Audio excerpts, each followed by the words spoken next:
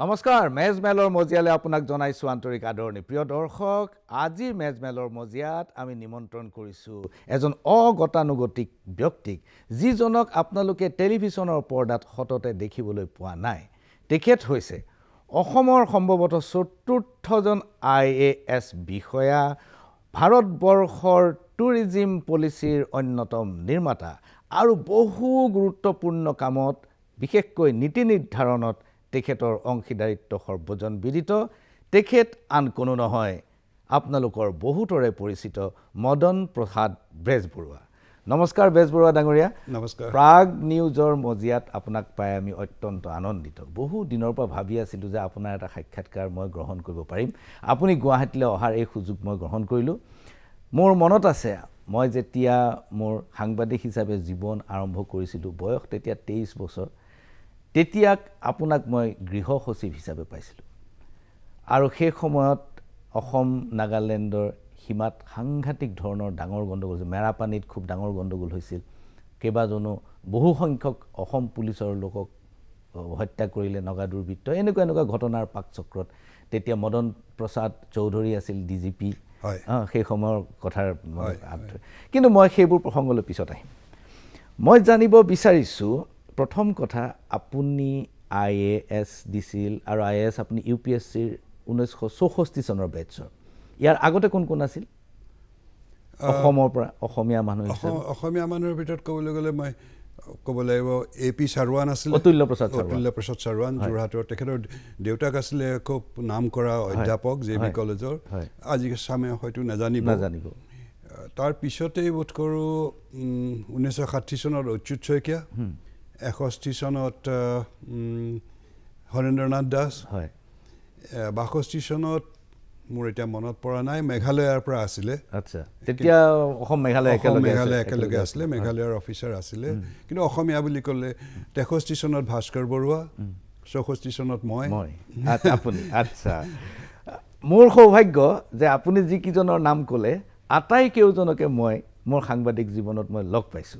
মই অতুল্য প্ৰসাদ চাৰৱান ডাঙৰীয়াক ACB চেয়াৰমেনৰ পৰা একেবাৰে চিফ সেক্ৰেটাৰীলৈকে পাইছো আপোনাক পাইছো আপুনি দীৰ্ঘকাল অসমৰ পৰা বাহিৰলৈ গুচি গ'ল চেণ্ট্ৰেল কেডাৰত গুচি গ'ল আপুনি দিল্লীলৈ গুচি গ'ল ভাস্কৰ বৰুৱা ডাঙৰীয়াক পাইছো অচ্যুত শইকীয়া ডাঙৰীয়াক পাইছো গতিকে মই আপোনাক আজি আচলতে সাক্ষাৎকাৰটো মই আৰম্ভ কৰিব খুজিছো আপোনাৰ চাকৰি জীৱনৰ আদিকালৰ পৰা প্ৰথম পোষ্টিং আপোনাৰ ক'ত হৈছিল ৰাজগুৰুদেৱ মানে আমাক এতিয়া মই অৱসৰ লোৱাৰো বহুত দিন হ'ল গতিকে এতিয়া প্ৰশ্ন কৰিলে এটা সমস্যা হয় কি যে বহুত পুৰণা কথাবিলাকে আহি থাকিব পুৰণা কথা আহক মই সেইখিনি শুনিব লাগে মাতিছো আপোনাক আৰু আমাৰ দৰ্শকে এইটো ভাল পাব আপোনাৰ পৰা শুনিবলৈ কিন্তু মই ক'ব লাগিব যে আপোনাৰ মেজমজিয়াত মই শুনিছো বহুতো স্বনামধন্য ব্যক্তি আহে তেওঁলোকৰ লগত আপুনি ইণ্টাৰভিউ কৰিছে মোৰ তেনেকুৱা নিজৰ বিষয়ে ক'ব লগা বিশেষ একো নাই কিন্তু এইটো মোৰ সৌভাগ্য যে আজি আপুনি মোক ইয়ালৈ মাতি আহিছে আৰু লগতে মই গোটেই আপোনালোকৰ শ্ৰোতাসকলক নমস্কাৰ জনাইছোঁ আৰু এই সুবিধা পোৱাৰ কাৰণে মই যেতিয়া চাকৰি আৰম্ভ কৰিছিলোঁ মোৰ প্ৰথম চাকৰি আৰম্ভ কৰিছিলোঁ এছিষ্টেণ্ট কমিশ্যনাৰ হিচাপে নগাঁৱত কিন্তু কেইদিন বেছি দিন থাকিব নোৱাৰিলোঁ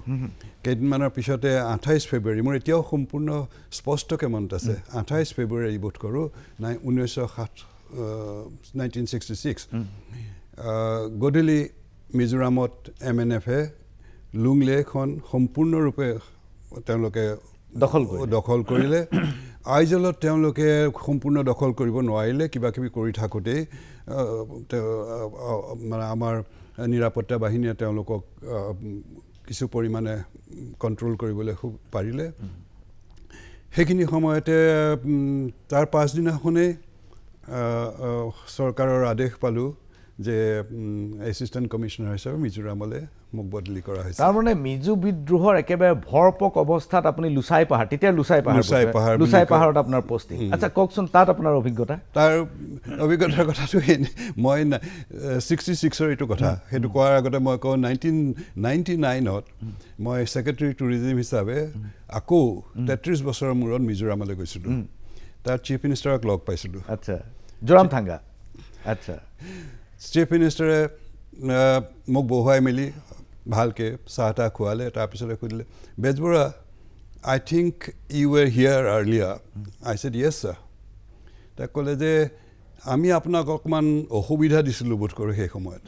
মই ক'লো যে ছাৰ মোৰ জীৱনত এইটো যদি আণ্ডাৰষ্টেটমেণ্ট কেতিয়াবা শুনিছোঁ ইয়াতকৈ বেছি আণ্ডাৰষ্টেটমেণ্ট শুনা নাই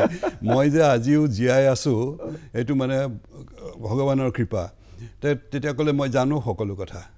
আৰু তেওঁ গোটেইখিনি মোক বৰ্ণনা দিলে কেনেকৈ তেওঁলোকে এই যুদ্ধৰ সামগ্ৰী গোটাইছিলে কেনেকৈ তেওঁলোকে অতৰ্কিত আক্ৰমণ কৰিছিলে কেনেকৈ আমাৰ ওপৰত এম্বুছ কৰিছিলে এইবিলাক ক'লে মই মিজোৰাম গৈ পালোঁগৈ তেতিয়া মিজোৰাম গৈ পোৱাগৈ নাই প্ৰথমতে আমি গৈ পেলাই শিলচৰত ৰ'লোঁ শিলচৰত তেতিয়া মিজোৰামৰ পৰা অফিচাৰ বাকী সকলো মানুহবিলাক বাহিৰলৈ ওলাই আহিছে তেওঁলোকক দেখা শুনা কৰা মেলা তেওঁলোকক সহায় কৰা সেইবিলাক কাম আছিলে দুজন অতি বৰেণ্য বিষয়া সেই সময়ত তাত আছিলে এজন আছিল শৰৎ কাকতি আৰু আছিলে ধৰ্মানন্দ দাস আচ্ছা ধৰ্মানন্দ দাস পিছত চিফ ছেক্ৰেটাৰী দুইজনে মানে সেই সময়ৰ ষ্টলৱাৰ্ডছ ক'ব লাগিব তেওঁলোকে মোক ক'লে যে থাকা ইয়াতে কেইদিনমানৰ পিছত যেতিয়া আৰ্মি তাত সম্পূৰ্ণৰূপে সষ্টম হ'ব আৰু পুনৰ প্ৰশাসন ঘূৰি আহিব তেতিয়া তোমালোকৰ কিবা কাম ওলাব আমি তেতিয়া মিজোৰামলৈ সেই বস্তু বাহিনী পঠোৱা কাম এইবিলাকতে ব্যস্ত আছিলোঁ তাৰপিছতে যেতিয়া 19 দিনৰ পিছত মিজোৰামত আৰ্মি গৈ পেলাই লুংলে পালেগৈ আৰু লুংলে অধিকাৰ কৰিলে মিজোৰাম MNF-বিলাকে তেওঁলোকে জংগললৈ গুচি গ'ল আছাম ৰাইফলছ কেম্পৰ পৰা 18 লাখ টকা আৰু বহুত কিবা কিবি অস্ত্ৰ শস্ত্ৰ তেওঁলোকে লৈ গ'ল লগতে লৈ গ'ল কেইজনমান মোৰ অতি বিশিষ্ট বন্ধু RV পিল্লাই আৰু কেইজনমান ইঞ্জিনিয়াৰ এনেকুৱা ধৰণৰ মানুহ MNF লৈ গুচি গ'ল তেওঁলোকৰ লগত বহুত দিন থাকিলে তেনেকৈ সেইবিলাক বহুত বেলেগ কাহিনী তাৰপিছতে তেতিয়া আমালৈ মেছেজ আহিলে যে তোমালোকে চিভিল এডমিনিষ্ট্ৰেশ্যন আৰম্ভ কৰিব লাগে অসামৰিক গতিকে কাৰোবাক পঠাব লাগে সেই তাৰ দুজন গৈছিলে এজন খংডুপ বুলি পেলাই এডিশ্যনেল ডেপুটি কমিশ্যনাৰ আছিলে তাৰপিছত মই গৈ পেলাই তাত পালোঁগৈ তাতে আমাৰ কাম আছিলে ছাপ্লাই এইবিলাক কৰা মানুহক সহায় কৰা কিন্তু সেইটোত নহ'লে তাৰ কিছুদিনৰ পিছতে চৰকাৰে ক'লে যে লং লাইট বহুত মানে দুৰ্ভিক্ষৰ নিচিনা হৈছে খাবলৈ নাই গতিকে চৰকাৰে তাত এয়াৰ ড্ৰপিং কৰিব আৰু সেইবিলাক বিলাবৰ কাৰণে এজন অফিচাৰ যাব লাগে আৰু অফিচাৰজনক আৰ্মি এস্কৰ্ট কৰি লৈ যাব মোৰ লগত আছাম ৰাইফলছৰ এটা কোম্পানী আছিলে আৰু তেওঁলোকে এস্কৰ্ট কৰি লৈ গৈছিলে দুৰ্গম যাত্ৰা লং লাইটলৈ 50 মাইল খোজকাঢ়ি গৈছোঁ ৰাস্তা পদূলি প্ৰায় নাই 50 মাইল আপুনি খোজকাঢ়ি যাব লগা হৈছে পাহাৰীয়া ৰাস্তা আৰু তাত বৰষুণ তাৰপিছত জোক পৰে এনেকৈ জোকৰ কাৰণে কি কৰিব লাগে সেইবিলাকো জানো নিমখৰ টোপোলা বান্ধি থওঁ জোক লাগিলে সেইবিলাক ওলাই যায় আৰু বেছি হেৰি ওলালে তেজ ওলালে পটেছিয়াম পাৰমেংগনেট কিবা এটা চলিউশ্যন আমাক দিছিলে সেইবিলাক লগাবলৈ তেনে প্ৰথম কেম্পত 10 মাইলৰ পিছত আমি কেম্প কৰিলোঁ তাতো বহুত কিবা কিবি ঘটনা এইবিলাক দেখিলোঁ কমাণ্ড দেখিলোঁ মানে তেওঁলোকৰ নেক্সট ডে আমাক এম্বুছ কৰিলে সম্পূৰ্ণ এম্বুছ কৰিলে আমি গৈ থাকোঁতে ৰাতিপুৱা 9টামান বজাত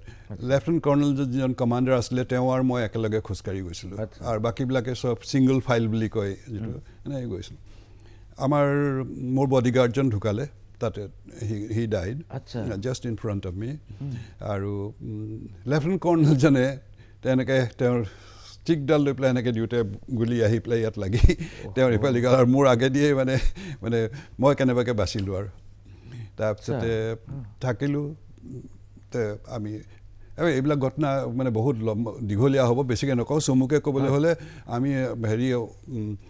ৱায়াৰলেছ উলিয়াই পেলাই খবৰ দিলোঁ যে এনেকুৱা হৈছে 6জন মানুহ মৰিলে 7জন ইনজিয়ৰ্ড হৈছে তেওঁলোকক লৈ যাব লাগে হেলিকপ্টাৰ আহিব লাগে হেলিকপ্টাৰৰ খবৰ দিলে যে তোমালোকে এটা জংঘল নথকা ঠাই অকণমানত গৈ পেলাই অকণমান অ'পন ঠাই মুকলি জেগা আমাৰ লগত আছিলে লেবাৰাৰ্ছবিলাক সেই লেবাৰাৰ্ছবিলাকে যিবিলাকে কেৰি কৰে বস্তু বাহিনী সেইবিলাক মোৰ তলত আছিলে মই এছিষ্টেণ্ট কমিশ্যনাৰ হিচাপে তাহাঁতক দি পেলাই মানে দাঁত পেলাই কাটি আমি জংঘলৰ টিলা এটাৰ ওপৰলৈ গ'লোঁ গৈ পেলাই তাত এইবিলাক কাটি মেলি গছ গছনি 16x16 এনেকুৱা এটা জেগা উলিয়ালোঁ এতিয়া হেলিকপ্টাৰ আহিব আৰু হেলিকপ্টাৰ আহি পেলাই শুনিছোঁ শব্দটো তাৰপিছতে মানে মিজোৰামখন এনেকুৱা যাত হঠাৎ এতিয়া একদম ফৰকাল মুকলি আৰু হঠাতে একেবাৰে ঘন ডাৱৰ আহি গ'ল আমি আৰু হেলিকপ্টাৰৰ শব্দ নুশুনিলোঁ আৰু গ'ল বহুত সময় উৰি গুচি গ'ল লেফটেনেণ্ট কৰ্ণজন অলপমান তেওঁৰ মানে হেৰি মানে হোৱা নিচিনা হৈছে তেওঁ কৈছে বেজবৰুৱা মই আৰু মৰিম আৰু মোৰ ফেমিলিক খবৰ দিব মোক তেনেকুৱা মানে ধাৰাসাৰ বৰষুণ ওপৰত গোটেই ৰাতি কটালোঁ পাছদিনাখন ৰাতিপুৱা হেলিকপ্টাৰ আহি পেলাই তেওঁলোকক লৈ গ'ল আৰু আমি আমাৰ কলেজত তোমালোক থাকা ৰিইনফৰ্চমেণ্ট আহিব তাৰপিছত যাবা তেনেকৈ হাবিৰ মাজত আছে আপুনি আছোঁ গোটেই বৰষুণত কলপাত মূৰত লৈ পেলাই জাষ্ট লাইক এনি আদাৰ জৱানবিলাকৰ লগতে তাৰপিছতে ভয় চবৰে যিকোনো মুহূৰ্তত এম্বুচ হ'ব পাৰে একেবাৰে তাৰ পাছদিনাখন আমি আৰম্ভ কৰিলোঁ যাত্ৰা তাৰ দুদিনৰ পিছত লংক্লাই পোৱাৰ আগতে আকৌ সেই একে অৱস্থা মানে গাঁৱত কোনো মানুহ নাই খবৰ ল'লোঁ যে কোনো নাই গাঁও খালী এতিয়া আমি সন্দেহ কৰিলোঁ মানে মানুহ পলাইছে মানে ভাবিছে কিবা এটা হ'ব এইখিনিতে তেওঁলোকৰ ওপৰত গতিকে আমি অলপমান সন্দেহ কৰিলোঁ কিন্তু তেনেকুৱা এটা ৰাস্তাৰ মাজত এখন মানে হেৰি কাগজত লাখুটি এটাত এখন নটিচ দি থৈছে to the Indian army this is to warn you that you are proceeding to the place of no' return Mizoram army আচ্ছা সেইখন পঢ়ি থাকোঁতে আমাৰ ওপৰত গুলীয়াগুলি হ'ল আকৌ এইবাৰ পিছে আমি অলপমান সষ্টম হৈ আছিলোঁ সেইকাৰণে বেছি কেজুৱেলিটি নহ'লে তাৰপিছত গৈ পালোগৈ পিছত ডিষ্ট্ৰিবিউশ্যন কৰিলোঁ আহিলোঁ আকৌ মোক পষ্টিং কৰিলে লংক্লাইত কিছুদিনৰ পিছত ঘূৰি অহাৰ পিছত ক'লে যে এইবাৰ চিভিল এডমিনিষ্ট্ৰেশ্যন এষ্টাব্লিছ কৰিব লাগে গ'লোঁ তাত থাকোঁতেও বহুত ঘটনা হ'ল তেনেকৈ 500মান নগা আৰু মিজো বিদ্ৰোহী আহি পেলাই আমাক আক্ৰমণ কৰাৰ সম্ভাৱনা হৈছিলে কিন্তু নহ'লগৈ আমাৰ লগত 100 মানুহ আছিলে খালি CRP আৰু আপুনি খবৰ পাইছিলে যে তেওঁলোকৰ 500 আহিব খবৰ পাইছিলোঁ মানে এনেকুৱা মানে ইয়াত বহুত ঘটনা কিছুমান আছে এজন মোৰ বন্ধু আছিলে তাতে চীন নেশ্যনেল ফ্ৰণ্টৰ তেওঁলোকে মিজোৰামৰ লগত সিমান MNFৰ লগত সিমান সহযোগ কৰা নাছিলে তেওঁলোকে তাৰ বিৰুদ্ধে আছিলে তেওঁ মোক খবৰ খাতি কিছুমান দি আছিলে কিন্তু বৰ দুখৰ কথা 1999 যাওঁতে মই তেওঁক খবৰ লৈছিলোঁ কি হ'ল মানুহজনৰ যি ঠাইত মই তেওঁক প্ৰথম এদিন বজাৰৰ ওচৰত লগ পাইছিলোঁ তিনিআলি এটাত তাতে তেওঁক ক্ৰছত আৰি পেলাই হেং কৰিলে তাতে এসপ্তাহ ৰাখি থৈছিলে মানুহবিলাকক দেখুৱাবৰ কাৰণে যে এনেকুৱাই হয় যিবিলাকে এনেকুৱা ধৰণৰ বিদ্ৰোহীৰ বিৰুদ্ধে যি ষড়যন্ত্ৰ কৰে তেওঁলোকৰ এনেকুৱাই হয় ভয়াৱহ সময় পাৰ কৰিছে বহুত ভয়াৱহ সময় কিন্তু বৰ সুখৰ কথা যেতিয়া মই চিফ মিনিষ্টাৰক লগ পাওঁ তেখেতে 20 বছৰৰ মূৰত মই হেৰিবিলাকো দেখিছিলোঁ ৰিগ্ৰুপিং অফ ভিলেজেছ আছে মানুহৰ বহুত কষ্ট হৈছিলে এতিয়া বহুত সলনি হৈ গ'ল কিন্তু তেতিয়া তেওঁ মোক কৈছিলে যে এতিয়া আমাৰ শ্লোগান হৈছে মোক কৈছিলে বেজবৰুৱা আপোনালোকে হেল্প কৰি দিব আমাৰ শ্লোগান হৈছে পিচ পেজ গতিকে প্লেনিং কমিশ্যনক ক'ব যে আমাক অলপমান বেছি তেওঁলোকে সুবিধা দিয়া উচিত যাতে আমি পিচটো অলপমান বেছি ষ্ট্ৰং কৰিব পাৰোঁ সেই কথাটো মই বহুতবাৰ কৈছোঁ নৰ্থ ইষ্টৰ ক্ষেত্ৰত বৰ প্ৰযোজ্য পিচ পেজ হয় শান্তি আজিও মণিপুৰ জ্বলি আছে এই নিৰ্গোষ্ঠীগত সংঘাতে কিমান ক্ষতি কৰিছে এই কথাটো এতিয়াও আমি বুজি কিমান বছৰ হয় কিমান বছৰ পিছুৱাই যাম আমি বেজবৰুৱা ডাঙৰীয়া এইখিনিতে লৈছোঁ ক্ষণিক সময়ৰ বাণিজ্যিক বিৰতি বহুত ইণ্টাৰেষ্টিং কাহিনী আপোনাৰ পৰা শুনিবলৈ আছে চাই থাকক মেজমেল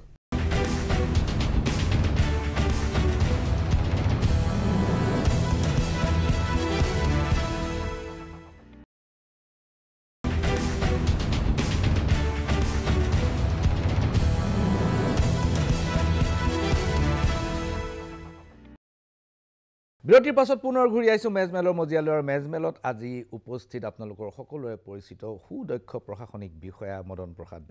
বেজবৰুৱা ডাঙৰীয়া আমি বিৰতিৰ আগতে আমি কথা পাতিছিলোঁ আপোনাৰ মিজোৰামৰ কাহিনী 3বাৰ আপুনি মৃত্যুমুখৰ পৰা বাচি আহিছে আৰু মৃত্যু চকুৰ সন্মুখত দেখিছে আপোনাৰ দেহৰক্ষী গুলি খাই মৰি গ'ল তাৰ পিছত আপোনাৰ এম্বুচ হ'ল এই ধৰণে আপুনি কাম কৰি ইয়াৰ পিছত আপুনি দীৰ্ঘ এটা প্ৰশাসনিক পৰিক্ৰমা মই আপোনাৰ জীৱনৰ অভিজ্ঞতাৰ ইণ্টাৰেষ্টিং কাহিনী শুনিম কিন্তু তাৰ আগতে মই আপোনাক সুধিব খুজিছোঁ আপোনাক মিজোৰামৰ মুখ্যমন্ত্ৰী জোৰামথাংগাই যেতিয়া 20 বছৰৰ পিছত লগ পালে তেতিয়া ক'লে যে প্লেনিং কমিশ্যনক আপুনি ক'ব যে আমাৰ আচলতে এতিয়াৰ শ্লোগানটো হৈছে পিচ পেজ শান্তিয়ে আমাক দিয়ে শান্তিয়ে প্ৰদান কৰে প্লেনিং কমিশ্যন প্লেনিং কমিশ্যন মই যদি আপোনাক নীতিগত প্ৰশ্ন নুসুধো পলিচি মেটাৰ নুসুধো তেতিয়াহ'লে দৰ্শকে ভাবিব যে এওঁ কেৱল হাঁহিৰ খোৰাকটো দিবলৈ মাতিলে নেকি গতিকে মই সেইকাৰণে আপোনাক সুধিবই লাগিব প্লেনিং কমিশ্যন থাকোঁতে কি সুবিধা আছিল আৰু নাথাকি কি সুবিধা হৈছে মই এই বিষয়ত অকণমান মোৰ মন্তব্য পক্ষপাতমূলক হ'ব যেন পাইছোঁ মই তাকে ক'ম কাৰণ মই যেতিয়া প্ৰথম প্লেনিং কমিশ্যন যোজনা আয়োগলৈ আহোঁ তেতিয়া তাৰ আগতে মই লণ্ডনত মিনিষ্টাৰ ইকনমিক আছিলোঁ হয় এম্বেচিত আছিলে ইণ্ডিয়ান এম্বেচি সেইটো এটা বেলেগ অধ্যায় কেনেকৈ গ'লোঁ কি হ'ল কিন্তু তাৰ পৰা আহোঁতে তাতে মই অৰ্জুন সেনগুপ্তক তাত লগ পাইছিলোঁ তেওঁ ব্ৰাছেলছত আমাৰ এম্বেচেডৰ আছিলে তেওঁ কিবা মানে সম্পৰ্ক হ'ল মোৰ লগত ভাল বুজাবুজিও হ'ল বন্ধুত্বৰ নিচিনাই হ'ল মানে তেওঁ প্লেনিং কমিশ্যনৰ ছেক্ৰেটাৰী আছিলে মই আহি পেলাই মোৰ নতুন চাকৰি পাবৰ কাৰণে ৰৈ থাকোঁতে তেওঁক বজাৰত লগ পালোঁ তেওঁ ক'লে যে তুমি এতিয়াও চাকৰি পোৱা নাই তেতিয়াহ'লে হৈছে তোমাক আপুনি লণ্ডনৰ পৰা ঘূৰি আহিছে মই তোমাক প্লেনিং কমিশ্যনত মই ল'মেই মই প্লেনিং কমিশ্যনত সেই সময়ত মোৰ ধাৰণা আছিলে প্লেনিং কমিশ্যনটো অলপমান মানে আমাৰ যিটো হয় পোনপটীয়া প্ৰশাসনৰ ভিতৰত নহয় বাহিৰত গতিকে সিমান মই ভাবিছিলোঁ তেনেকুৱা সিমান ঠিক নহ'ব নেকি মই এটা মন্ত্ৰালয়ত পালে ভাল আছিলে পিছত তালৈ গ'লোঁ তাৰপিছত যোৱাৰ পিছত মোৰ যিটো অভিজ্ঞতা হ'ল মই ভাবিছোঁ মোৰ প্ৰশাসনীয় অভিজ্ঞতা সম্পূৰ্ণ নহ'লহেঁতেন যদি মই প্লেনিং কমিশ্যনত কাম নকৰিলোঁ কাৰণ প্ৰথমতে মই এটা গোটেই ভাৰতৰ অৰ্থনীতিৰ বিষয়ত এটা সম্পূৰ্ণ দৃষ্টি তাত বহি পেলাই পাব পাৰোঁ যিটো কোনো অন্য কোনো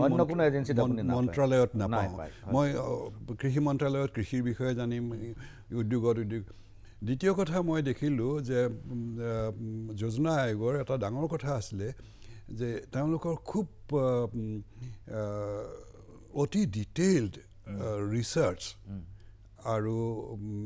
আলোচনাৰ তেওঁলোকৰ ব্যৱস্থা আছিলে প্ৰত্যেক বিষয়তে গতিকে ৰাজ্যবিলাকে তাৰ পৰা বহুত উপকৃত হয় যেতিয়া তেওঁলোকে আলোচনাৰ কাৰণে আহে ৰাজ্যবিলাকে আমি ৰাজ্যৰ পৰা যেতিয়া গৈছিলোঁ আগতে সদায় আমাৰ দৃষ্টিভংগী থাকে আমি ভাবিছোঁ যে আমি এইখিনি ঠিকেই কৰিছোঁ কিন্তু তাৰ বাহিৰে যে 10টা বেলেগ দৃষ্টিভংগী থাকিব পাৰে সেই কথাটো প্লেনিং কমিশ্যনত গ'লে আমি জানিব পাৰিছিলোঁ সেই কথাটো এতিয়া আছেনে নাই মই নাজানো তৃতীয় কথাটো হ'ল কি যে সকলোকে ভাগ বতৰা কৰি দিয়াৰ ক্ষেত্ৰতে এটাইতকৈ সম্পূৰ্ণ সমস্যাখিনি আহিলে বহুতে ভাবে যে যোজনা আয়োগে মানে অনাহকতে বেছি এইবিলাকত ইণ্টাৰফেয়াৰ কৰে হকাবাধা কৰে কিন্তু আৰু সেইকাৰণে বোধ কৰি এইখন সলনি কৰা হ'ল কিন্তু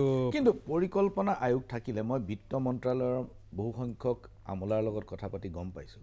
যেতিয়া পৰিকল্পনা আয়োগ আছিল তেতিয়া বিত্তীয় পৰিস্থিতিটোৰ ছবিখন সন্মুখত স্পষ্ট আছিল সম্পূৰ্ণ অহা বছৰ প্লেন আউটলেট কি হ'ব আমাৰ নন প্লেনৰ পৰা কিমান টকা আমাৰ আহিব প্লেন পইচা আমি কিমান পাম ইত্যাদি পিকচাৰখন ক্লিয়াৰ আছিল কিন্তু মই খুব কম দিনৰ আগতেই মই এজন খুব শীৰ্ষ বিষয়াক লগ পাইছোঁ তেতিয়া তেওঁ কৈছে যে we are in the dark আমি একো নাজানো অহা বছৰ আমি কি কৰিব গৈ আছোঁ আপুনি কি নহয় মোৰ ধাৰণা সেইটোৱে এটা সমস্যা হৈছে কাৰণ তেতিয়া আছিলে কি প্লেনিং কমিশ্যনে যেতিয়া ৰাজ্যবিলাকৰ আবণ্টন কৰে তাৰ আগতে ফাইনেন্স মিনিষ্ট্ৰীৰ পৰা গোটেই মানে ফাইনেন্সৰ অৱস্থা সম্পৰ্কে এটা জানি লোৱা হয় তেওঁলোকৰ লগত প্ৰথম আলোচনা হয় বিত্ত মন্ত্ৰালয়ৰ লগত তাৰ পিছতে ৰাজ্যবিলাকৰ লগত হয় ৰাজ্যবিলাকৰ লগত হোৱাৰ পিছতো আকৌ এটা উপায় আছিলে যে মুখ্যমন্ত্ৰীবিলাকৰ লগত যেতিয়া আলোচনা হয় তেতিয়া আকৌ তাৰ ওপৰতো সলনি কৰিব নিয়মবিলাক বেছ কঠোৰ হিচাপে তাত কঠোৰ মানে কি আৰু বেছি স্পষ্ট হিচাপে নিয়মবিলাক দিয়া আছিলে কেনেকুৱা বিষয়ত হ'ব আপোনাৰ পপুলেশ্যন জনসংখ্যা আপোনালোকৰ উন্নয়নৰ ৰাজ্যখনৰ উন্নয়নৰ অৱস্থা তেওঁলোকে যিটো মেডিয়ান আছে মানে এটাইবিলাক ৰাজ্যৰ কাৰ কি অৱস্থা আছে তেওঁলোকৰ অৱস্থা কিমানত আছে তাৰ পৰা ওপৰলৈ নিবৰ কাৰণে কিমান দিব লাগিব সেই এনেকুৱা কথাবিলাক চব নিয়মতে চাব লাগে চোৱা হয়ো গতিকে মই ভাবিছিলোঁ যে প্লেনিং কমিশ্যনত যিখিনি এক্সপাৰ্টাইজ আছিলে যিখিনিৰ পৰা অলপমান আমি সুবিধা পাব পাৰিছিলোঁ সেইটো এতিয়া বৰ্তমান ৰাজ্যবিলাকে পোৱা নাই এতিয়া সেইখিনি ফাইনেন্স কমিশ্যনলৈ গ'ল ফাইনেন্স কমিশ্যনে আবণ্টন কৰে বিত্ত মন্ত্ৰালয়লৈ গ'ল কিন্তু আপুনি যেটো কথা কৈছে হেতু কম বেছি পৰিমাণে সঁচা বুলি মোৰ ধাৰণা প্ৰিয় দৰ্শক নৰেন্দ্ৰ মোদী প্ৰধানমন্ত্ৰী হোৱাৰ পিছত প্ৰথমটো নীতিগত সিদ্ধান্ত আছিল যে পৰিকল্পনা আয়োগ আৰু নাথাকে ইয়াৰ ঠাইত নীতি আয়োগক অনা হ'ব NITA নীতি আয়োগ আহিল আৰু যোৱা 7 বছৰে নীতি আয়োগে কাম কাজ কৰি আছে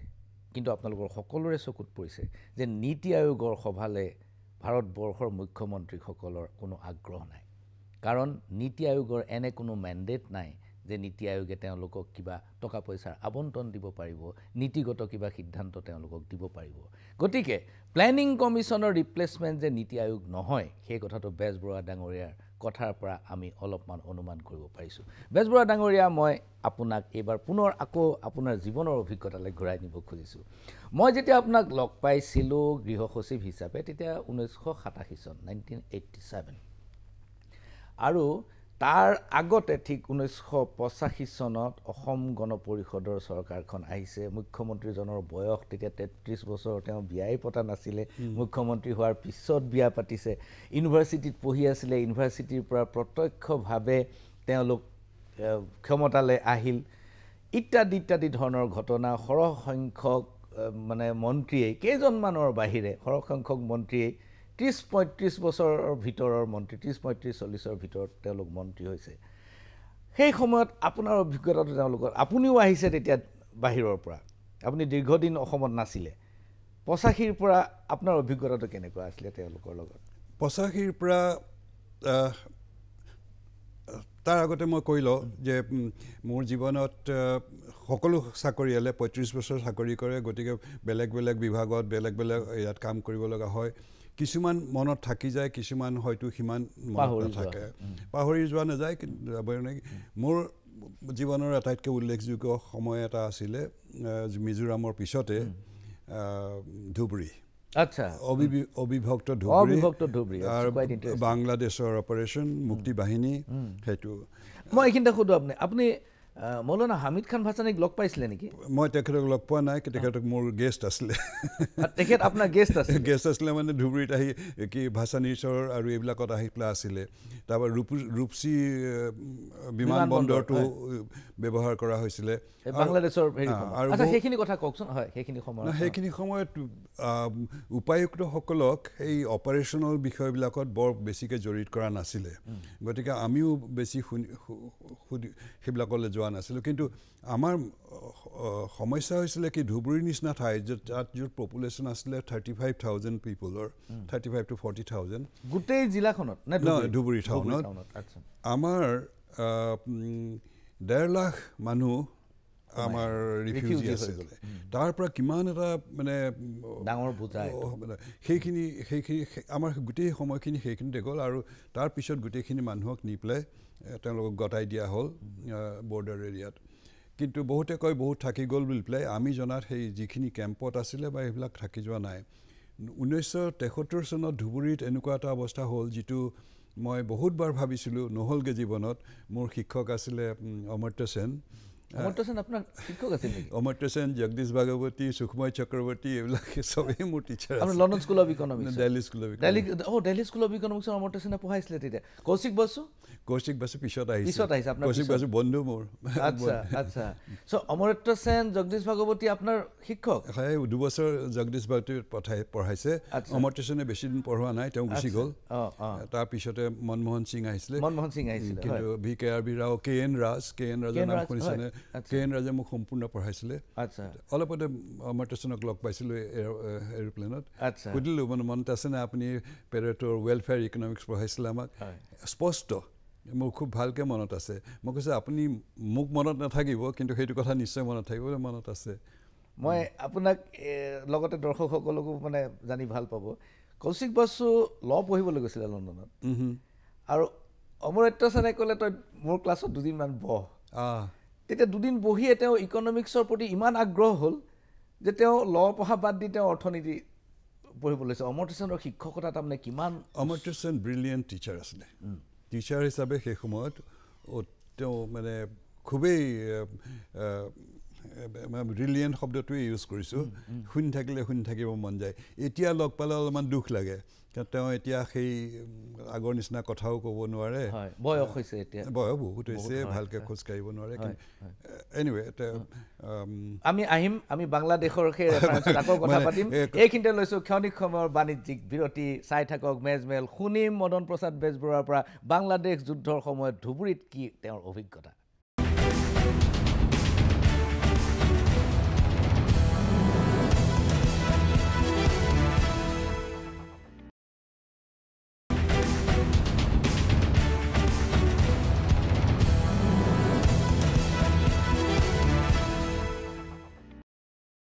বিৰতিৰ পাছত পুনৰ ঘূৰি আহিছোঁ মেজমেলৰ মজিয়ালৈ আৰু মেজমেলৰ মজিয়াত আজি আমাৰ মাজত উপস্থিত বিচিত্ৰ প্ৰশাসনিক অভিজ্ঞতাৰে পৰিপুষ্ট মদন প্ৰসাদ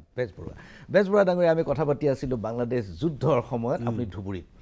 আৰু 1.5 লক্ষ মানুহ সোমাই আহিল 35,000 পপুলেশ্যন থকা চহৰখনত সেই সময়ত মৌলানা হামিদ খান ভাছানী আপোনাৰ গেষ্ট হৈ আছিলে মৌলানা হামিদ খান ভাছানী অসমত আছিল তেওঁ পাকিস্তানলৈ গুচি গ'ল তাত তেওঁ ডাঙৰ ৰাজনীতিক হ'ল তাৰপিছত মুক্তিযুদ্ধতো তেওঁৰ গুৰুত্বপূৰ্ণ ভূমিকা গ্ৰহণ কৰিলে ইত্যাদি তাৰপিছত আমি পাতিছিলোঁ অমৰত্য সেন তাৰ ভাছানীৰ লগতে মোৰ ধাৰণা সেই সময়ত মই এতিয়া কথাবিলাক অলপমান অস্পষ্ট হ'ব ধৰিছে বহুত বছৰ হ'ল নহয় কিমান 50 বছৰ হৈ গ'ল 50 বছৰ তথাপি বাঘা কাদেৰো তাত আহিছিলে বাঘা ছিদ্দিকী আচ্ছা কাদেৰ বুলি কয় নেকি কাদেৰ বুলি কয় কাদেৰ ছিদ্দিকী তেওঁ আহিছিলে মই শুনিছিলোঁ মই সিমান জড়িত হোৱা নাই বেছিকৈ কাৰণ মই কৈছোঁ নহয় চৰকাৰে মানে ভাৰত চৰকাৰৰ সিমান ইয়াত মানে ইনভলভমেণ্ট নাই বুলি দেখুৱাবৰ কাৰণে খুজিছিল সেই সময়ত সেইকাৰণে প্ৰশাসনিক বিষয়াক ওচৰ চেপিবলৈ দিয়া নাছিল এইবিলাক মিলিটাৰী বেছিভাগ হৈছিলে না মই অমৰ্ত্য সেনৰ কথাটো এইকাৰণে কৈছিলোঁ যে অমৰ্ত্য সেনে ফেমিনৰ বিষয়ে লিখিছিলে ফেমিনটো হয় য'ত বস্তু থাকে কিন্তু মানুহৰ খাবলৈ পইচা নাথাকে সেই ধুবুৰীত দুৰ্ভিক্ষৰ অৱস্থা হৈছিলে আচ্ছা কিন্তু দুৰ্ভিক্ষ বুলি কোনেও ক'বলৈ নিবিচাৰে চৰকাৰেও ফেমিন শব্দটো ইউজ কৰিবলৈ মোক দিয়া নাই কিন্তু মই হ'লে সঁচাকৈ লিখিলে মই ক'লো দিছ ইজ এ ফেমিন কাৰণ মানে ৰাস্তাৰ ওপৰত পৰি মানুহ মৰিছে আৰু সৰু গধূলি সময়ত ধুবুৰীৰ মানুহ অতিষ্ঠ হৈ গ'ল যে সকলো ঘৰৰ দুৱাৰত কিবা এটা হাতত লৈ পেলাই কলপটুৱা হওক বা কিবা হাতত লৈ পেলাই নিশনিখিনিৰ কাৰণে ৰৈ থাকে কংগাল সেই মানে শিশুবিলাক সেইবিলাক ৰিফিউজি গ'ল এইবিলাক মানে সেই 2 বছৰ ধৰি পেলাই খুব বৰষুণ হৈছিলে বানপানী হৈছিলে গতিকে মৰাপাটৰ খেতি নহ'লে ইনকাম লেবাৰাৰ্ছ তাৰমানে এগ্ৰিকালচাৰ লেবাৰৰ প্ৰপৰ্চন ধুবুৰীত খুব হাই আৰু বেছিভাগেই ইমিগ্ৰেণ্ট পপুলেশ্যন আমাৰ লোকেল খিলঞ্জীয়া নহয় কিন্তু তেওঁলোকৰ চহৰৰ ঘৰবিলাকত থাকিব মুধচৰ ওপৰেদি পানী যাব আমি যদি আনিবলৈ বিচাৰোঁ কোনো ওলাই নাহে কাৰণ তেওঁলোকৰ সেই তাৰ মাটিখিনিৰ পৰা গুচি যাব পাৰে সেই তেনেকুৱা অৱস্থাত থাকি পেলাই এই মানুহবিলাকে চব ধুবুৰীলৈ আহিলে কাৰণ তেওঁলোক খাবলৈ নাই কিনিবলৈ পইচা নাই ধুবুৰীৰ ৰাইজে মানে নিশনিবিলাক পেলাই নিদিয়ে এইটো বেংগল ফেমিনত এনেকুৱা হৈছে একজেক্টলি তাকে মানে যেনেকৈ অশনি সংকেত চব ধুবুৰীৰ মানুহে কয় যে এইখন অশনি সংকেতেই হৈছে তেতিয়া আমি সেই মানুহবিলাকক নি পেলাই 2টা কেম্পত ৰাখিলোঁ 2টা কেম্প কৰি পেলাই তাতে খোৱা বোৱাৰ ব্যৱস্থা কৰি পেলাই ৰাখিলোঁ লাহে সেইবিলাক তল পৰিলে তেতিয়া লছ এঞ্জেলছ টাইমছ নিউয়ৰ্ক টাইমছৰ ৰিপৰ্টাৰো আহিছিলে তেওঁলোকে ফটো দেখুৱাইছিলে মই পিছত দেখিছোঁ মই সেই সময়ততো দেখা নাই দোকানত যদি কোনোবাই চাহ খাই আছে বাহিৰত ল'ৰাকেইটা লৈ আছে সেই শিশু খাবলৈ ভোকত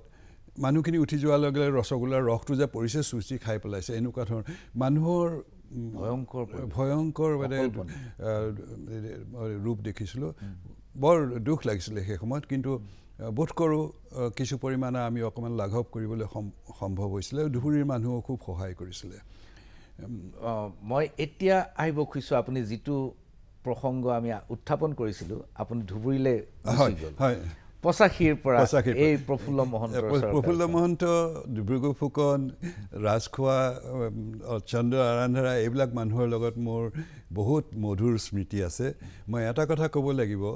যে আমাৰ বিষয়াবিলাকে আজিকালি বহুতে কয় আৰু মই এইটো সদায়ে কৈ আহিছোঁ হিতেশ্বৰ শইকীয়াৰ লগত কাম কৰোঁতে তেতিয়া যে চৰকাৰী মানে ৰাজনীতিবিলাকৰ পলিটিচিয়ানবিলাকৰ তেওঁলোকে হেতা ওপৰা কৰাৰ কাৰণে ভালকৈ কাম কৰিব নোৱাৰোঁ মই সেইটো অভিজ্ঞতা মোৰ জীৱনত কেতিয়াও হোৱা নাই মোৰ ধাৰণা ৰাজনৈতিক লোকসকল অতি অভিজ্ঞ লোক তেওঁলোকৰ সাধাৰণ জ্ঞান কমন সেন্সটো খুবেই ভাল তেওঁলোকে জানে কোন চৰকাৰী কৰ্মচাৰী কেনেকৈ তেওঁলোকে কাম কৰিব লালু প্ৰসাদ যাদৱে এটা কথা কৈছিলে এইটো মই এখন হেৰিয়াত লিখিছিলোঁ তেওঁক সুধিছিলে যে আপুনি অফিচাৰবিলাকক এনেকুৱা কৰে কৈছে যে সিহঁতে যদি মোৰ জোতা চেলেকিবলৈ আহে মই তাহাঁতৰ পৰা গোটেইখিনি উলিয়াই নল'ম নেকি নাই মই সিমানলৈ যাব খোজা নাই কিন্তু মই এইটোৱে ক'ব খুজিছোঁ যে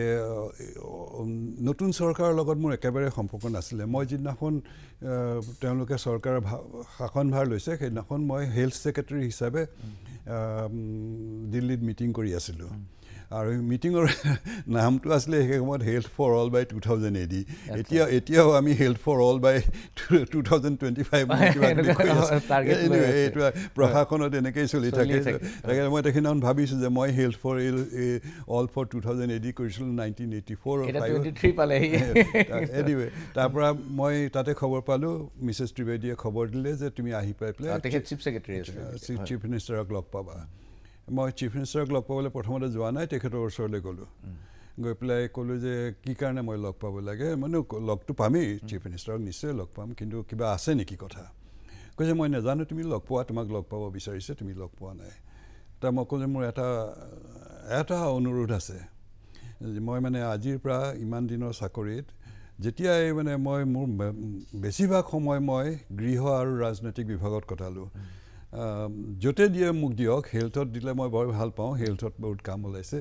কিন্তু যদি মোক বদলি কৰে মোক যাতে গৃহ আৰু ৰাজনৈতিক বিভাগটো নিদিয়ে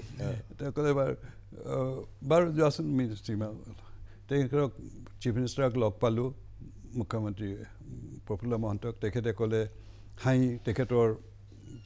ব্যক্তিত্বটো আপোনালোকে জানেই চবেই মিচিকে হাঁহি মাৰি পেলাই মোৰ পৰা কথাখিনি শুনিলে মই ক'ল যে আপুনি হেল্থৰ বিভাগত আছে ইমান কাম কৰিব লগা আছে মই মানে খুব লুকিং ফৰৱাৰ্ড টু যে বহুত কাম কৰিম আপোনাৰ লগত তেওঁ ক'লে বাৰু পাঁচনা অৰ্ডাৰ পালোঁ home political Assam accord implementation chairman Assam industrial development corporation আৰু ছেক্ৰেটাৰী টু চিফ মিনিষ্টাৰ আৰু সেইখিনি সময়ত তেওঁলোকৰ সেইখিনিতে মই ক'ব লাগিব বহুতখিনি কাম আমি আৰম্ভ কৰিছিলোঁ মোৰ ধাৰণা প্ৰথম কামটো আছিলে Assam accord implementation Assam accord ইমপ্লিমেণ্টেশ্যনৰ যিবিলাক কেছ হৈছিলে সেই কেছবিলাক উঠাই দিয়াটো আটাইতকৈ ডাঙৰ মানে দাবী আছিলে আছুৰ আৰু সেইটো ভাৰত চৰকাৰে সন্মতিও হৈছিলে যে খালি খুব ছিৰিয়াছ কেছবিলাক উঠাব নোৱাৰে মোৰ সেই 2-3 বছৰতে সেই কামটো সম্পূৰ্ণ কৰা হ'ল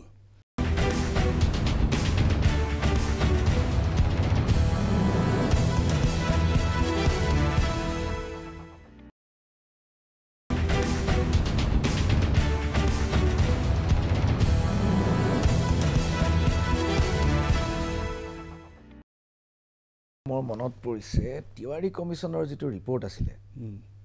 সেইটো বিধানসভাত দাখিল কৰা হৈছিলে আপোনাৰ সময়তে আপুনি গৃহ সচিব আছিলে তেতিয়া মোৰ ঠিক মনত পৰা নাই আচ্ছা তিৱাৰী কমিশ্যনে অসম আন্দোলনৰ সময়ৰ ঘটনাবিলাকৰ তদন্ত কৰি এটা বৃহৎ ৰিপৰ্ট দিছিলে সেই ৰিপৰ্টটো আমিও পাইছিলোঁ কিন্তু তাৰ পিছৰে পৰা চৰকাৰৰ ঘৰত কিন্তু সেই ৰিপৰ্টটো নোহোৱা হ'ল এতিয়া বিচাৰিলে পোৱা নাযায় হ'ব পাৰে তাতো বহুতো এই কথা বহুত কথা আছিলে যিবিলাক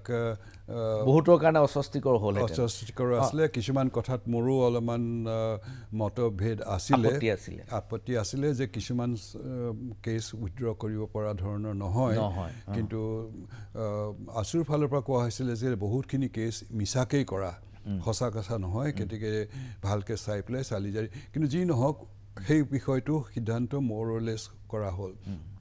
আমাৰ আটাইতকৈ ডাঙৰ সমস্যা হ'ল IMDT এক্ট আৰু IMDT এক্টৰ ক্ষেত্ৰত যিমানখিনি হৈছে আপোনালোকে জানেই সোণোৱালৰ সুপ্ৰিম কোৰ্টলৈ অহাৰ আগতে এটা মই ইণ্টাৰেষ্টিং ঘটনা এটা আপোনালোকক ক'ব পাৰোঁ আজি বোধকৰো ক'ব পাৰোঁ নিশ্চয় ক'ব বহুত আলোচনা ৰাজীৱ গান্ধীৰ লগত তেতিয়া প্ৰফুল্ল মহন্তৰ খুব ভাল সম্পৰ্ক আছিলে প্ৰথম চোৱাত পিছৰ ফালে বোধ কৰোঁ অন্য কিবা কিবি পলিটিক্সৰ কাৰণে ৰাজীৱ গান্ধীয়ে প্ৰেচিডেণ্টৰ ইলেকশ্যন হৈছিলে তাত তেওঁ এজন বেলেগ কেণ্ডিডেট দিছিলে আৰু কংগ্ৰেছে বেলেগ কাৰোবাক দিব খুজিছিলে এইবিলাক কিবা সেই সময়তে সব মিটিং সভাতে মই উপস্থিত আছিলোঁ আৰু এখন হৈছিলে য'ত আমি দীনেশ গোস্বামীকো লৈ গৈছিলোঁ দীনেশ গোস্বামী মেধি আছিলে ল মিনিষ্টাৰ ভিগু ফুকন আৰু আমাৰ চিফ মিনিষ্টাৰ আৰু ৰাজীৱ গান্ধীৰ লগত মিটিং ৰাজীৱ গান্ধীৰ লগত আছিলে তেতিয়া মিনিষ্টাৰ অফ ষ্টেট চিদাম্বৰম আৰু ভৰদ্বাজ আছিলে ল মিনিষ্টাৰ ভৰদ্বাজ তেওঁলোক দুজন আছিলে সেইদিনাখন আৰম্ভ হ'ল বৰ বেয়াকৈ এই ঘটনাটো মই ক'ব পাৰোঁ বহুতেই কোনেও নাজানে বোধ কৰোঁ চিফ মিনিষ্টাৰকতো প্ৰাইম মিনিষ্টাৰৰ ফালে ছিকিউৰিটিয়ে লৈ গুচি গ'ল ভৃগু ফুকন মোৰ আগে আছিলে মোৰ আগত আছিলে অচ্যুত শইকীয়া আমি ছিকিউৰিটি লাইনত গৈ আছোঁ ছিকিউৰিটি মাজদি যাব লাগে আমি ৰৈ আছোঁ দেখোন ভৃগু ফুকন যোৱা নাই আমাৰ লাইনটো হোৱা নাই তাৰপিছতে হঠাতে ভৃগু ফুকনে মানে খুব খুঁকৈ ঘোকলাই পেলাই আমাৰ দাঁতি দি আহি পেলাই ওলাই গুচি গ'ল মই নাযাওঁ মিটিঙত এতিয়া আমি দুইজনে গৈ পেলাই সুধিলোঁ যে ছাৰ কি হ'ল কৈছে সিহঁতে মোক অপদস্থ কৰিছে মই প্ৰাইম মিনিষ্টাৰৰ নিমন্ত্ৰিত হোম মিনিষ্টাৰ এখন ৰাজ্যৰ সিহঁতে মোক ছিকিউৰিটি এইখিনি হেৰি কৰিব নোৱাৰে তাৰপিছতে আমি খবৰ খাতি লৈ গৈ পালোঁ কি হ'ল তেওঁৰ বোধ কৰোঁ ইয়াত আঙঠি এটা আছিলে আচ্ছা সেইটোৰ শব্দ হয় সেইকাৰণে প্ৰথমতে ক'লে চোলাটো খোলা তাৰপিছত ক'লে পেণ্টটো অকণমান খোলা তেওঁৰ আৰু ধৈৰ্য গুচি গ'ল তাৰপিছত গৈ পেলাই আমি চিফ মিনিষ্টাৰক গৈ পেলাই ক'লোগৈ তেখেতৰ ওপৰত দুখ পালে তাৰপিছত ৰাজীৱ গান্ধীক কোৱা হ'ল ৰাজীৱ গান্ধীয়ে ইয়াক চিদাম্বৰমক ক'লে চিদাম্বৰমে ফোন কৰালে আছাম হাউচলৈ ভৃগু ফুকন নাহিলে এইটো নগ'লে তেওঁ কৈছে যে মোৰ সন্মানত আৰু মই যাব নোৱাৰোঁ আৰু নাহিলে সেইখন মিটিঙত এটা বৰ ডাঙৰ সিদ্ধান্ত হৈছিলে দীনেশ গোস্বামীয়ে প্ৰফুল্ল মহন্তই কোৱাৰ পিছতে আমি দীনেশ গোস্বামীক ক'লোঁ আপুনি কথাখিনি বুজাই দিয়ক কাৰণ কোনোবা এজনে ভালকৈ বুজাব পাৰিলে ভাল হয় দীনেশ গোস্বামী বৰ সুন্দৰকৈ তেওঁক IMDTৰ কথাটো বুজালে তেওঁ ক'লে যে তেওঁলোকে ৰাজীৱ আৰু দীনেশ বুলিয়ে কথা পাতে দেই চোৱা বাৰ্ণিহাটখন দিছপুৰৰ কেপিটেলৰ পৰা 22 কিলোমিটাৰ দূৰ নে এনেকুৱা বাৰ্ণিহাটত যদি এজন মানুহক সন্দেহ কৰা যায় যে তেওঁ বিদেশী তেওঁৰ পুলিচে লগে লগে তেওঁক উলিয়াই পেলাই পঠাই দিব পাৰিব আৰু তেওঁ যদি প্ৰুফ কৰিব নোৱাৰে যে তেওঁ বিদেশী নহয় প্ৰুফ কৰাটো তেওঁৰ ওপৰত তেওঁক পঠাই দিলে আৰু একো নাই আৰু শেষ তাতে কিন্তু দিছপুৰত যদি সেই মানুহজনক পোৱা যায় প্ৰচেছটো এনেকুৱা প্ৰথমতে এটা ৰিপৰ্ট দিব লাগিব তাৰপিছত SDPOলৈ যাব তাৰপিছত SDO এইবিলাক কমিটি এখন হ'ব তাৰপিছত সেই কমিটিয়ে যদি তেওঁ কয় তেতিয়া তেওঁ ট্ৰাইব্যুনেলত যাব পাৰিব ট্ৰাইব্যুনেলৰ পিছত আমুক ট্ৰাইব্যুনেলত যাব পাৰিব এপেলেট ট্ৰাইব্যুনেল কৈছে এইটো কিহৰ কাৰণে তে ৰাজীৱ গান্ধীয়ে ক'লে তোমালোকৰ কাৰণে এখন বেলেগ এক্ট নেকি তেওঁ সুধিছে দেই তেওঁ খুব চিম্পল তেতিয়া ক'লে যে নহয় এইটোতো অসমৰ কাৰণে IMDT এক্ট তেতিয়া ৰাজীৱ গান্ধীয়ে চিদাম্বৰমক সুধিলে আৰু ভৰদ্বাজক যে ইজ ইট ট্ৰু তেওঁলোকে ক'বলৈ বিচাৰিলে কিয় এইটো কৰা হৈছে যে মানুহক হাৰাশাস্তি কৰা হ'ব আমুক হ'ব ৰাজীৱ গান্ধীয়ে এইটো ক'ব লাগিব তেওঁ ক'লে যে you come to the reasons later on first tell me what Dinesh is saying is correct or not তেতিয়া তেওঁলোকে ক'লে হয় সেইটো কাৰেক্ট তেতিয়া ক'লে কিয় তেতিয়া তেওঁলোকে ক'লে এই হাৰাশাস্তিৰ কথা ৰাজীৱ গান্ধীয়ে গোটেইখিনি শুনাৰ পিছত ক'লে মই তোমালোকৰ লগত একমত নহয় মই দেখিছোঁ ৱেষ্ট বেংগলতো সেই একে সমস্যা বিদেশী আহি পেলাই এনেকুৱা আমাৰ ভোটৰ মানে কনষ্টিটিউশ্যনেল পাৱাৰ লৈ ল'ব এইটোতো হ'ব নোৱাৰে তোমালোকে যদি কিবা এখন ষ্ট্ৰিক্ট ল কৰিব খুজিছা গোটেই দেশখনৰ কাৰণে কৰা আৰু অসমৰ কাৰণে এখন বেলেগে কিয় কৰিবা যদি IMDT এখনেই কৰিব খুজিছা make it for the whole country তেতিয়া ক'লে যে এখন চব চাই মিলি এখন নতুনকৈ এক্ট কৰিব পাৰিবানে তেতিয়া ভৰদ্বাজে আৰু চিদাম্বৰমে ক'লে যে ৰাজীৱ গান্ধীয়ে ক'লে যে পাৰ্লিয়ামেণ্ট চলি আছে এই পাৰ্লিয়ামেণ্টতে প্লেচ কৰিব লাগিব ক'লে হ'ব এওঁলোকক থাকিবলৈ কোৱাত আমাক ক'লে যে আপোনালোক থাকক তেওঁ চিফ মিনিষ্টাৰে ক'লে যে মইতো নাথাকোঁ মই যামগৈ এওঁলোক থাকিব মেধি থাকিব আৰু চিফ ছেক্ৰেটাৰী থাকিব আমি বহি আছোঁ আছাম হাউচত একো নহ'লে আৰু একো নাহিল একো খবৰ নাহিল তাৰপিছত বুজালে চাগে আৰু চিফ মিনিষ্টাৰ কিন্তু এইবিলাক এনেকডটছ কিছুমান কিন্তু ৰাজীৱ গান্ধী পতিয়ন গৈছিল যে আইএমডিবিখনৰ কোনো যুক্তিসংগত কোনো কাৰণ নাছিল আইএমডিবিখন লাগু হৈ থকাৰ